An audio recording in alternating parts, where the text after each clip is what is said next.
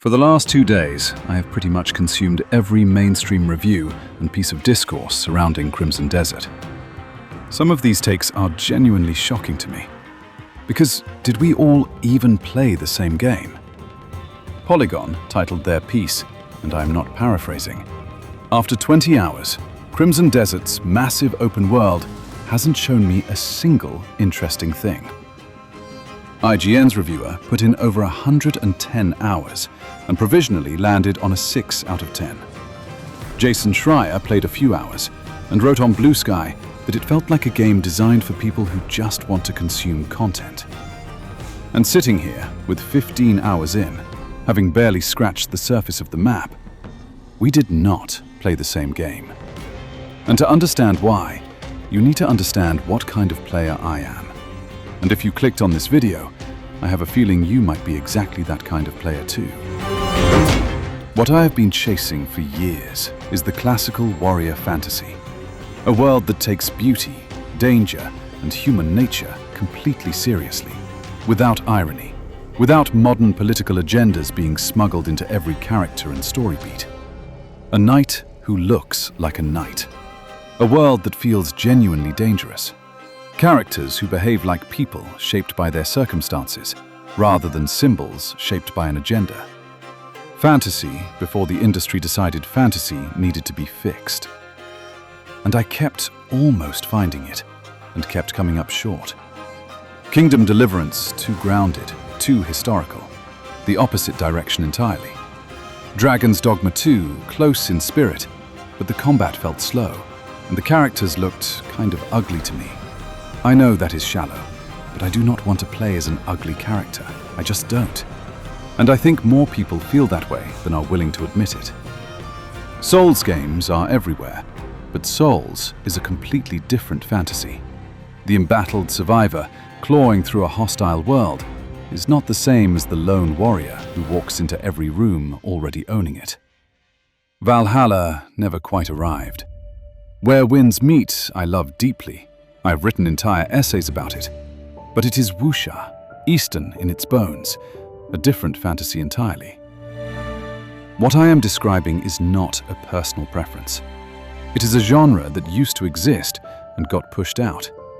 Classical Western high fantasy rendered with complete conviction. The kind of world Skyrim cracked open for an entire generation, and Witcher 3 refined into something literary. This tradition did not evolve. It got dismantled.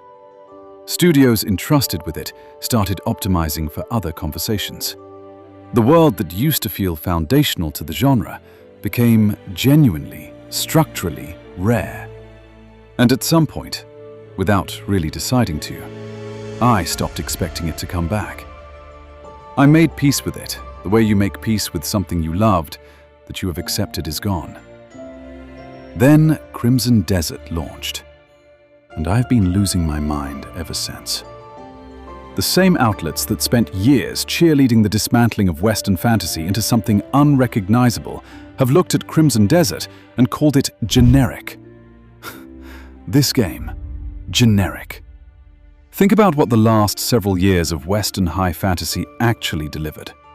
Games where the world existed primarily as a backdrop for cultural messaging. Characters that felt engineered rather than inhabited. Worlds stripped of the conviction that made them worth living in. That tradition did not fade naturally. It got pushed. Reviewers rewarded the pushing. Studios responded rationally to the incentives in front of them. And the demand never went anywhere. 2 million copies on day one make that abundantly clear. The supply just dried up. When did a game last deliver the real thing? Was it Skellige in the rain? Was it Whiterun under fresh snow? Because both of those feel like a genuinely long time ago. What followed was a deliberate drift. Games that felt like arguments before they felt like places. Characters that felt like positions before they felt like people. The knight, the monster, the moral weight rendered through a world that takes its own beauty seriously. This became rare enough that people forgot what it looked like.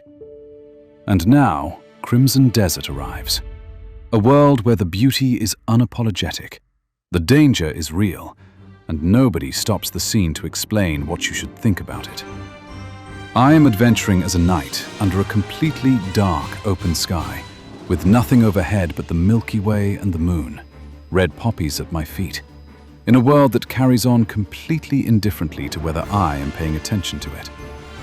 I am walking through an elven forest in broad daylight, with mountains in the backdrop that look like British Columbia on a perfect morning, and I find a cat in a sunlit courtyard, and I pick it up and carry it around for a while, because the world feels genuinely worth inhabiting at exactly that pace. Characters who feel like people shaped by their circumstances. Criminals who negotiate their way out of a bounty capture using every tool their particular life gave them, specific and differentiated, and fully human, in a way that has nothing to do with representation and everything to do with craft. So when Crimson Desert arrives doing exactly this, without apology and without irony, the verdict from the same critical apparatus that oversaw its disappearance is generic. That word has collapsed entirely if this is what it now describes. They did not make a better open world. They made the one that was taken from us. And the people most responsible for taking it are the last ones who should be reviewing its return. And Pearl Abyss did not just build this world. They built it with a visual conviction that matches the ambition completely. This is the most graphically impressive game I have ever played. Not one of the most impressive. The most impressive, full stop. This is the first game where I stopped moving, not because a waypoint told me to, but because I physically could not keep walking without acknowledging what I was looking at. That kept happening throughout my entire 15 hours. The lighting at night. The way a mountain range settles into the distance in late afternoon, like it has always been there and always will be. The way torchlight moves across armor, as if it understands the material. At cinematic settings on my ultra-wide, this surpasses AC Shadows, surpasses Cyberpunk, surpasses everything I have ever used as a benchmark. When I was a kid, imagining what games would one day look like, the worlds I wanted to live in, the scale I wanted to move through, I did not have the vocabulary for what I experienced over the last 2 days. The technology has exceeded the fantasy. This is what it looks like when a studio refuses to apologize for ambition.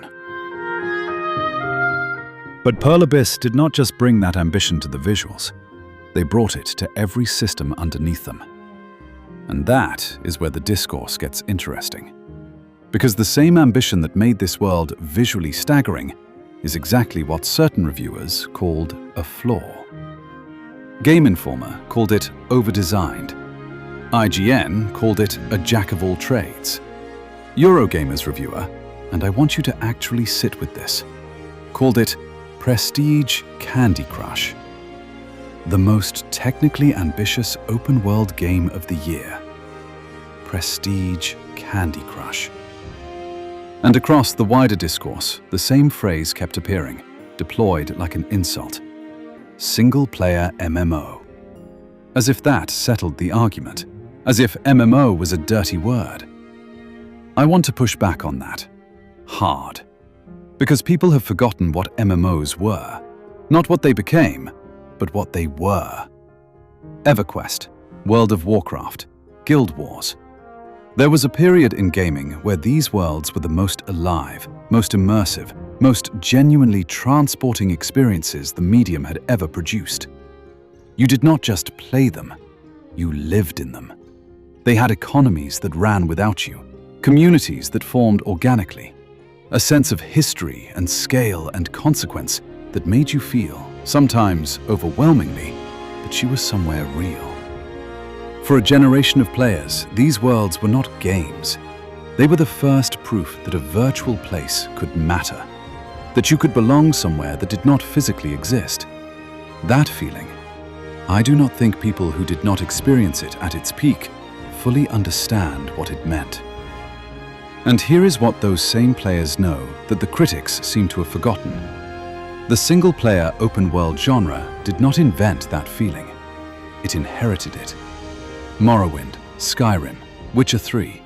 The living worlds, the systemic complexity, the sense that history predates your arrival.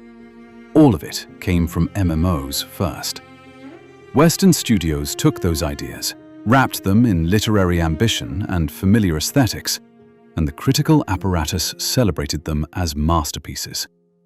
Nobody called Skyrim a single-player MMO. Nobody called Witcher 3 bloated. But structurally, systemically, philosophically, they are drawing from the same well. The difference was always the packaging. And the packaging is what the critics were actually reviewing. So when they call Crimson Desert a single-player MMO, they think they are delivering a verdict. They are accidentally writing a lineage, connecting this game to the most ambitious world-building tradition in the history of the medium. And they meant it as an insult. MMOs did not disappear because the worlds stopped being worth building. They collapsed because the business model consumed itself. But the soul of what made those worlds extraordinary never stopped being worth chasing. Pearl Abyss never stopped chasing it. 12 years inside BDO, building and iterating and learning, waiting for the moment they could take everything that made that world worth living in and strip away everything the MMO structure cost you to access it. Crimson Desert is that moment. Calling it a single-player MMO is not the criticism they think it is. It is the highest compliment this game could receive. Someone who plays both MMOs and single-player games and prioritizes immersion above everything else. Not story, not cinematics, not hand-holding. Immersion. The feeling of existing inside a world so dense and internally consistent that it stops feeling like a game and starts feeling like somewhere real. For these players, complexity is not the obstacle to immersion. It is the architecture of it. And what Pearl Abyss solved here, which I think is genuinely underappreciated, is the hardest design problem in this genre. How do you deliver maximalist world design without suffocating the experience under the weight of it? The answer is not to simplify the systems. The answer is to build a UI so carefully considered and so deliberately minimal that the complexity lives underneath the surface, available when you want it, and invisible when you don't. In Crimson Desert, you hold the left bumper, and the world offers its information cleanly, on your terms. And when you release the button, everything disappears, and you are back inside with nothing between you and it. Quest markers, prompts, objective text, all hidden until you choose to surface it. If you played BDO, you know exactly what the alternative looks like. Entering a city was a visual emergency. Information detonating at you from every corner of the screen, none of it optional. Maximalist world, minimalist presentation. The systems are all there, but the world breathes. That is the genre's hardest problem, solved. And if you played BDO, you are going to feel something very specific the moment you walk into your first city here. The contribution point economy that gives you a meaningful stake in every settlement you pass through. The knowledge system, where you catalog the world through genuine attention. Every item, every NPC, every creature. Something you can understand more deeply if you choose to engage with it. And the reviewers calling this bloat are looking at the architecture of immersion and seeing clutter. Now, I want to be honest about what this game asks of you before it gives any of that back. Because it does ask.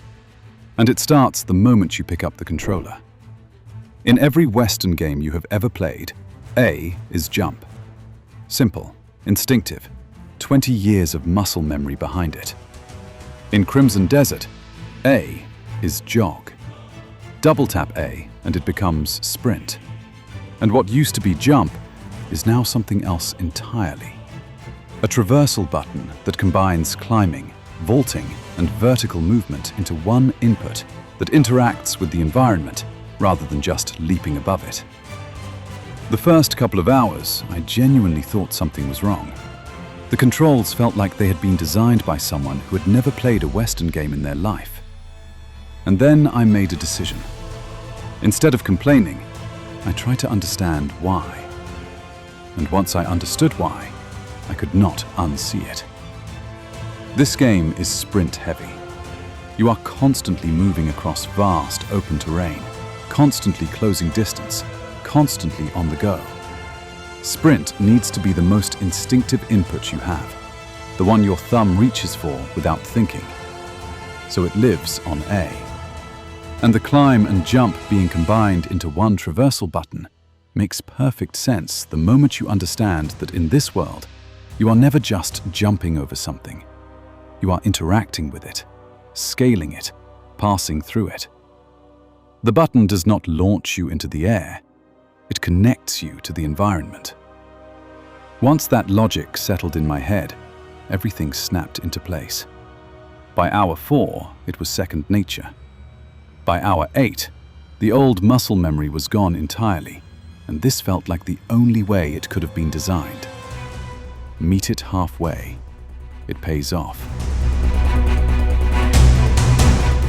And once you are past that learning curve, once the controls become second nature, and you stop thinking about inputs and start just existing in the world, this is what is waiting for you. The combat. The single most satisfying action combat system I've experienced in an open-world game. And I want to be precise about that, because I do not throw that kind of statement around. Name me an open-world RPG that did it better. Go ahead. Because what Cliff does in a fight is not comparable to anything in that tradition.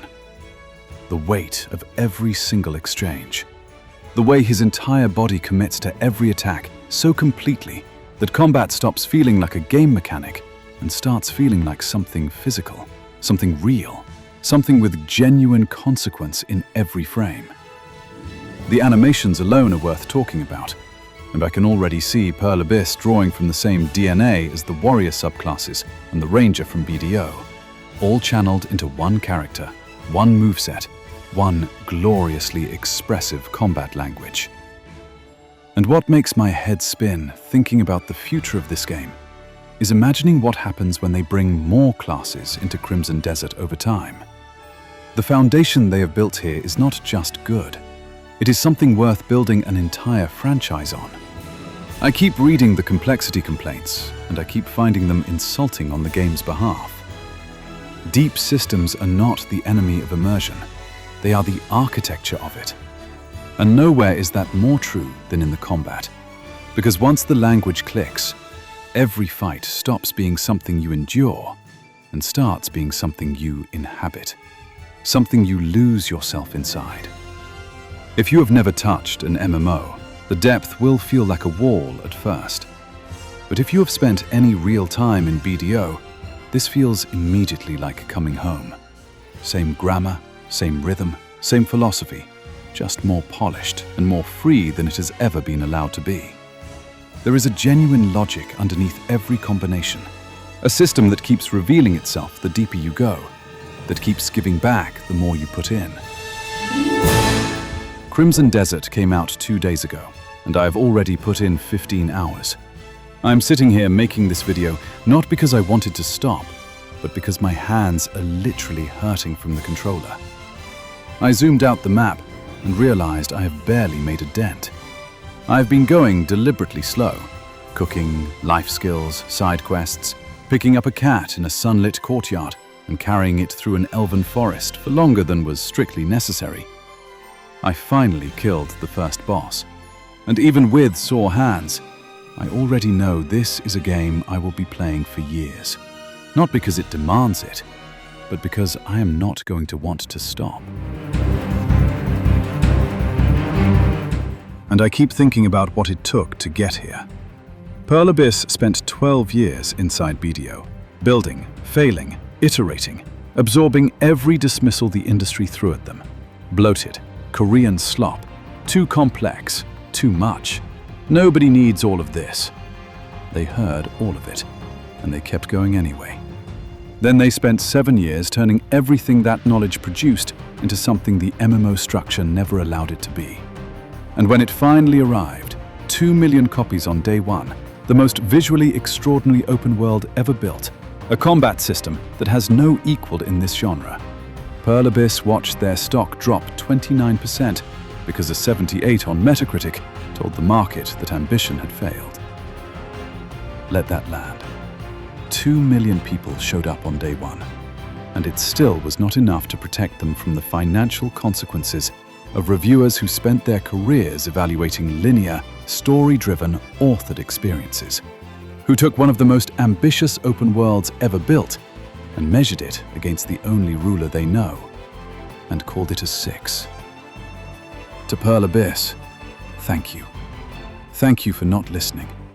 Thank you for building back a world I had genuinely stopped believing anyone would build again. What you made here means something real to a lot of us, more than you probably know. So these are my first impressions. Proper video essays are coming on the world, the systems, what Pearl Abyss actually built here and why it matters. But I need to say something before I go.